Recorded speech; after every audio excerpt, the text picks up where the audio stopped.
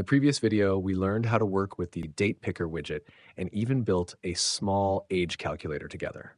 In this video, we're switching gears and diving into file handling with Panel. We're going to learn how to upload, edit, and download a text file right inside our web app. First, we create a file input so the user can upload a text file from their computer. Next, we add a text area input, which will act as our editor where the file's contents can be viewed and modified. Finally, we place a button labeled Download Modified File that will later allow us to save our changes.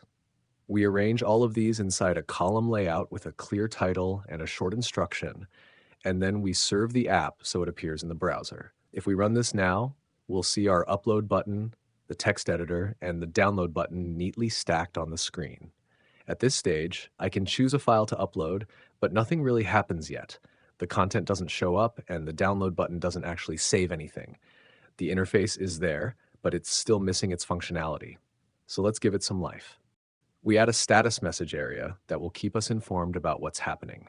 Then we write a function that runs whenever a file is uploaded.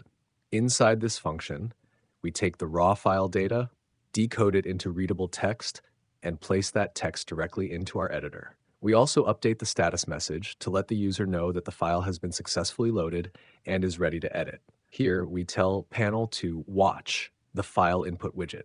In other words, the moment a file is uploaded and its value changes, Panel automatically triggers our function so the file content is loaded without us having to click anything.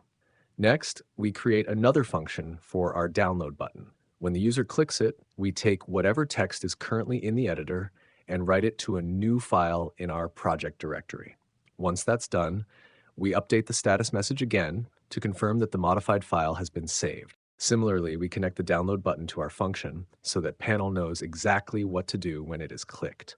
As soon as the user presses the button, our download function runs automatically and saves the modified file.